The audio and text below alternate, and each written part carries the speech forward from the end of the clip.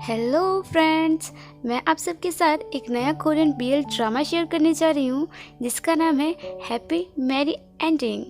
और इस कहानी के इंट्रो में बस मैं इतना कहना चाहूँगी कि ये कहानी एक ऐसे इंसान की है जिसे अब प्यार और रोमांस में इंटरेस्ट नहीं रह गया था। तो इस कहानी में हम देखेंगे कि क्या वो किसी से प्यार करेगा। और इससे ज़्यादा मैं कुछ नहीं कहना चाहूँगी क्योंकि ये कहानी किस ओर मोड़ लेगी मुझे भी नहीं पता है। तो यहाँ मैं इसके पहले एपिसोड को हिंदी में एक्सप्लेन करने वाली हूँ।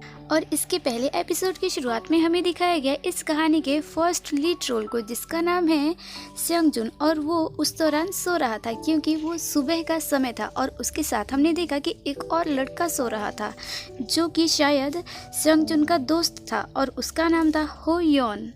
और वो देखने में काफ़ी अच्छे क्लोज फ्रेंड लग रहे थे। और इसके बाद हमने देखा कि सेयोंगजुन ने अपने दोस्त से कहा कि तुम आखिर यहाँ पर क्यों सोते हो, तुम अपने घर जाकर क्यों नहीं सोते।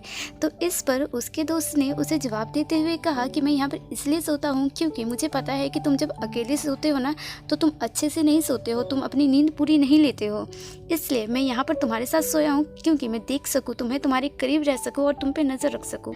और इसके बाद सेयोंगजुन ने अपना फ़ोन उठाया और टाइम चेक किया और उसने देखा कि वो तो काफ़ी लेट हो चुका है। तो वो जल्दबाजी में उठकर बैठा।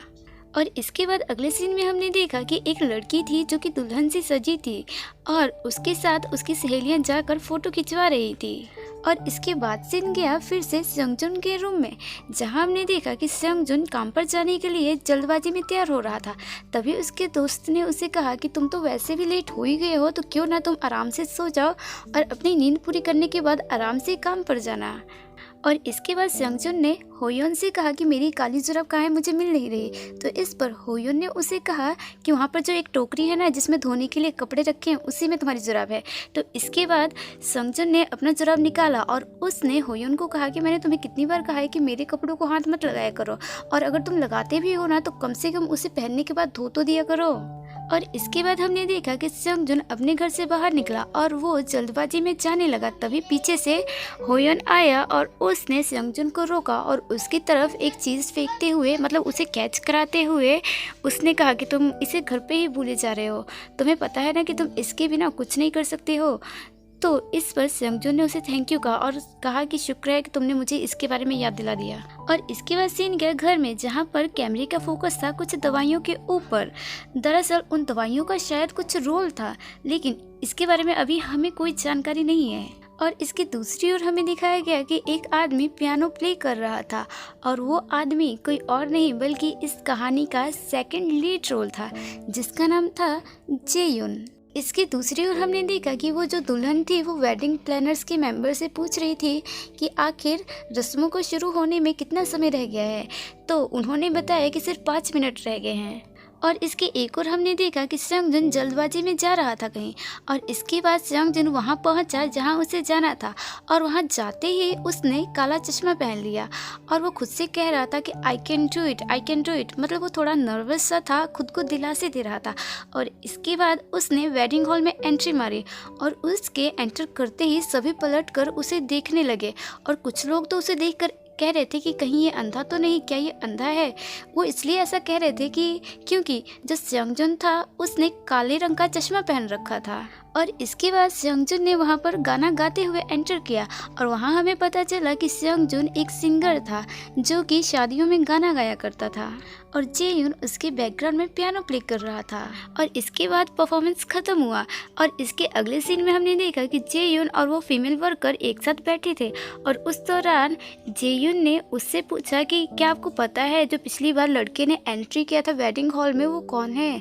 तो इस पर उसने कहा कि वो एक सिंगर है जो कि यहाँ पर गाना गाया करता है। और उनकी बातें चली रही थी तभी उस दौरान वहाँ पर सेयोंगजुन आया और वहाँ पर सेयोंगजुन और जेयुन पहली बार मिले।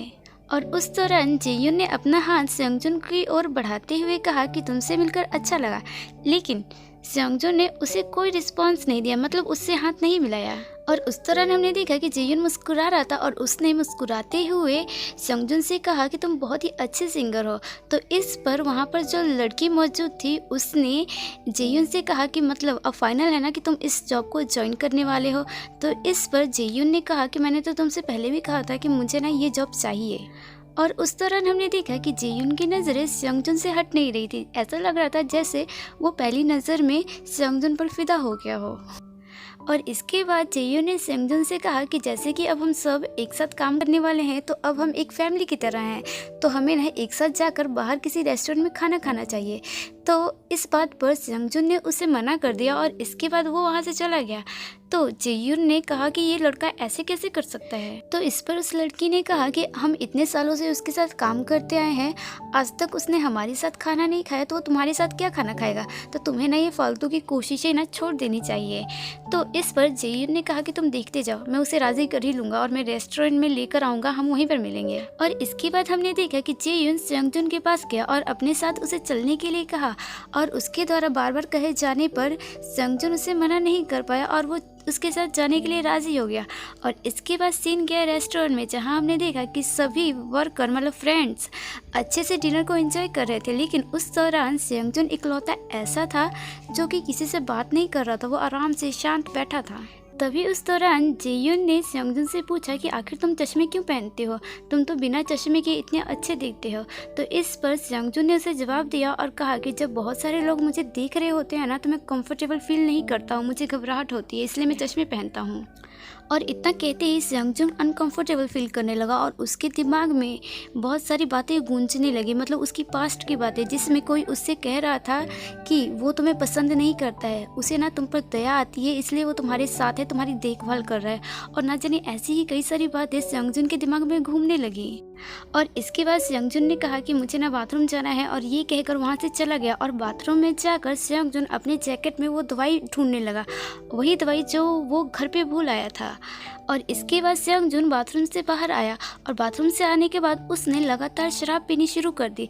तो इस बात को जब जेयुन ने देखा तो जेयुन ने उसे रोकने की कोशिश की, लेकिन गलती से सेयोंगजुन के हाथ से जो गिलास था वो गिर के टूट गया। और यहीं पर एपिसोड पहला ख़त्म हुआ।